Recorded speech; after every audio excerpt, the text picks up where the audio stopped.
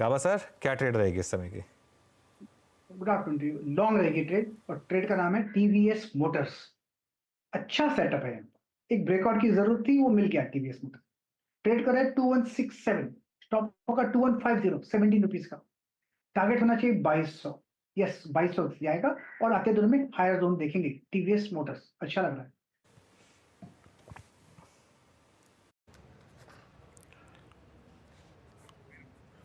प्रकाश sir का call है 2169, जिसका भी मैंने जिक्र किया। टीवीएस मोटर्स आप ग्रैब करते हुए। रचना जी, गुड आफ्टरनून, आपका ट्रेड क्या रहेगा? जी गुड आफ्टरनून। और मेरा ट्रेड रहेगा आईआरसीटीसी के फ्यूचर्स में। ये हमारे क्लाइंट्स को भी दिया हुआ है हमने, और यहाँ पे बहुत अच्छा मोमेंटम, बहुत ही स्ट्रॉन्ग मोमेंटम चल रहा है। यहाँ पे अगर हम 1090 के करीब एसएल लगाएंगे, अभी 1100 के करीब है, तो यहाँ पे 1120 का टारगेट और 30 का टारगेट लगा सकते हैं। तो 20 एंड 30 रुपीज का टारगेट एंड 10 रुपीज के 10 टू 12 रुपीज के स्टॉप लॉस के साथ यहाँ पे फ्यूचर्स को लॉन्ग किया जा सकता है। मानस, गुड आफ्टरनून। मानस, आपकी trade? Good afternoon Anuj ji. तो देखिए, मेटल स्पेस पे काफी स्ट्रेंथ लग रही है, और उनमें से ही एक एनएमडीसी है, जहां पर एक फ्रेश ब्रेकआउट आज चार्ट पे देखने को मिला है। काफी बेहतर वॉल्यूम देखने को मिले हैं। आई थिंक यहाँ पर आप करंट लेवल्स पे भी खरीदारी कर सकते हैं। करंट लेवल्स पे खरीदारी करिए। 272 के नीचे आपको स्टॉप लॉस लगाना है, लेकिन टारगेट 285 तक के भी हो सकते हैं एनएमडीसी में। अगर ऑप्शन पे ट्रेड लेना चाहें तो 280 वाला कॉल ऑप्शन एनएमडीसी का लिया जा सकता है। 7 रुपए के आसपास ये ऑप्शन ट्रेड हो रहा है। 4 रुपए 90 पैसे के स्टॉप लॉस से आप खरीदारी कर सकते हैं, और इस ऑप्शन में 14 रुपीज के टारगेट सेट कर सकते हैं। ओके, 280 पे ये की स्ट्राइक पे आपके पास विकल्प है। 276.60 पे स्टॉक ट्रेड करता हुआ। कविता जी, गुड आफ्टरनून, आपका ट्रेड इस वक्त का? Very good afternoon Viren ji. So metal से ही National Aluminium is looking good to me. Nalco as of now 195.75 के लेवल पर है। अपनी प्रीवियस हाई को इसने सरपास किया है, और एक स्मॉल फ्लैग फॉर्मेशन का ब्रेकआउट आते हुए दिखा है। अकॉर्डिंगली अगर स्विंग ट्रेड के लिहाज से देखें तो मुझे लगता है counter has potential to move up to 210 के लेवल तक बढ़ता हुआ दिख सकता है। इंट्राडे पर्सपेक्टिव से मुझे लगता है 198 200 के लेवल के लिए आप नाल्को पर एक बाय ट्रेड इनिशिएट कर सकते हैं। 190 का स्टॉप लॉस मेंटेन करना चाहिए। के पास चलते हैं अब। राजेश जी, गुड आफ्टरनून, आपकी trade? Viren, good afternoon and good afternoon everyone. Anuj ji, देखिए, मेरे नजर है अल्ट्राटेक पे। मुझे लगता है कि अल्ट्राटेक में एक बहुत ही क्लियर ब्रेकआउट हुआ है। जो रेजिस्टेंस है, जो क्लस्टर था, इसके ऊपर यह ट्रेड हो रहा है with rise in volume and fall in open interest. तो एक शॉर्ट कवरिंग मिलनी चाहिए। करीबन करीबन मुझे लगता है 10,100 से 10,200 का इसका टारगेट होगा। So at a level of 9,887 in future it's a buy. आपका स्टॉप लॉस जो रखना है वो कम से कम 9,800 के आसपास रखना पड़ेगा। 87 पॉइंट का स्टॉप लॉस रखना पड़ेगा। तो it's a buy in UltraTech. Rajesh Agarwal जुड़े हमारे साथ। राजेश जी, गुड आफ्टरनून, आपका पसंदीदा stock? Good afternoon Anuj ji, Virendra ji, बाकी भी जो पैनल मित्रगण है, सबको नमस्कार। पसंदीदा स्टॉक की बात की जाए तो मुझे लगता है कि कोटक महिंद्रा बैंक के साथ जाना चाहिए। बहुत पिट चुका है पिछले दिनों से, जो भी नेगेटिव खबरों का दौर चला, फिर वो चाहे आरबीआई की तरफ से रिस्ट्रिक्शन हो या मणियन साहब की विदाई हो, उन सब चीजों के चक्कर में पिटा हुआ स्टॉक वैल्यूएशन के लिहाज से बहुत अच्छा। इस तिमाही के नतीजे अच्छे आए थे।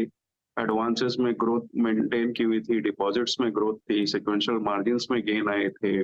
जो दिक्कतें आई आरबीआई के रिस्ट्रिक्शन से, उसे मैनेजमेंट ने सीधे सीधे कहा है कि 3-4% के आसपास पीवीटी लेवल पे उनको फेस करना पड़ सकता है दिक्कत। लेकिन वो मेरे हिसाब से ये वक्तिया बात है। आने वाले दिनों में जो आईटी की दिक्कतें हैं वो सॉल्व हो जाने के बाद रिस्ट्रिक्शन हट जाएंगे। ऐसा हमने बजाज फाइनेंस वगैरह में भी रिस्ट्रिक्शंस हटते हुए देखे हैं। उसके अलावा अगर आप देखो तो इनके जो सारे कॉस्ट है वो कंट्रोल में आ गए हैं। जो सब्सिडीज है, फिर वो भले आईएमसी की हो या इंश्योरेंस की हो या दूसरी सब्सिडीज हो, बहुत अच्छा कामकाज चल रही है। थोड़ी सी मध्यम अवधि 6-8 महीने कोई रखता है तो मुझे लगता है कि ये 1850-1900 रुपए तक बिल्कुल जा सकता है। तो यहाँ पे खरीदारी की सलाह रहेगी। खरीदारी की सलाह रहेगी। और राजेश जी, एक्चुअली 2 हफ्ते पहले मैंने आपसे ये सवाल पूछा था कोटक पर। उस दिन 52 वीक लो था, मुझे एग्जैक्टली याद है। और आपने उस दिन भी कहा था कि contract call buy for long term. 1549 था उस दिन रेट। 1544 का 52 वीक लो, 1549 उस दिन रेट था। और तब आपने कहा था और आज आपने फिर रिपीट किया, तो वो कॉल आप वहाँ से 10% वैसे ऑलरेडी भाग चुका है कोटक महिंद्रा बैंक का, तो वो शानदार रहा वैसे आपका ट्रेड ऑलरेडी। चलिए कोटक महिंद्रा की बात की है तो महिंद्रा की बात कर लेते हैं अब। M&M, यहाँ पर क्या व्यू बन रहा है अब आपका राजेश जी?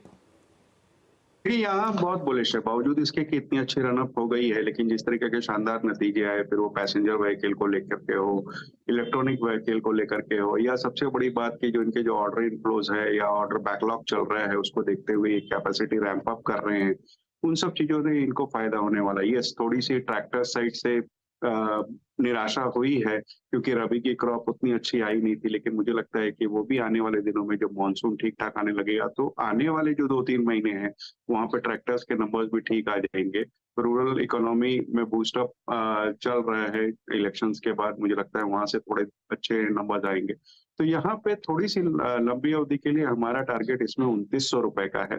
आज चूंकि इतना बढ़ गया है, 6.5-7% की बढ़त हो गई, तो मैं समझता हूँ कि जो मध्यम से लंबी अवधि के निवेशक हैं वो थोड़ा कूल ऑफ हो तो वहां पे खरीदारी कर सकते हैं।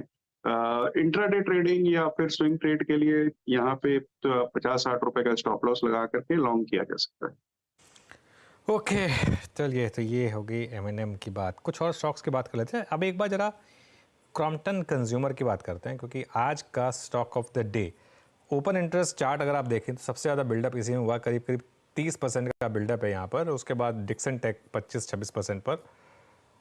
टेक्निकल और फंडामेंटल दोनों व्यू ले लेते हैं क्रॉम्पटन पर। पहले तो टेक्निकल व्यू ले लेते हैं इसके ऊपर एक बार। राजेश जी, क्या नेक्स्ट टारगेट्स होंगे क्रॉम्पटन में अब?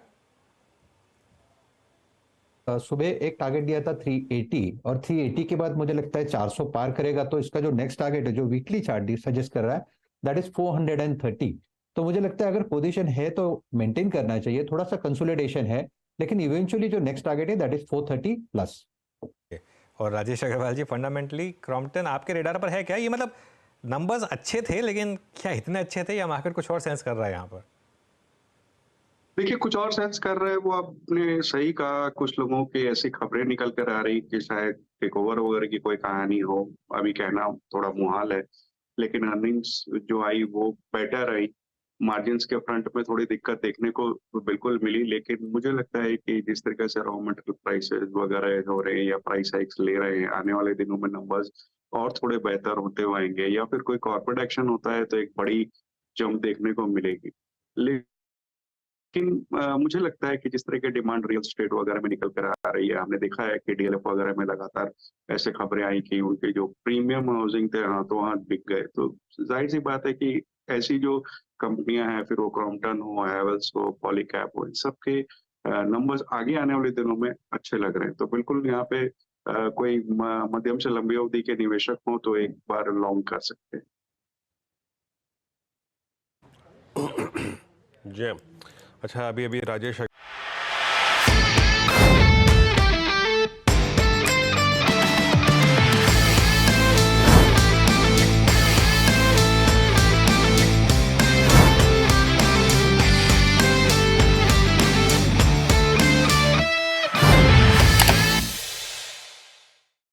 बता दें कि मनी कंट्रोल पर दिए गए विचार एक्सपर्ट्स के अपने निजी विचार होते हैं।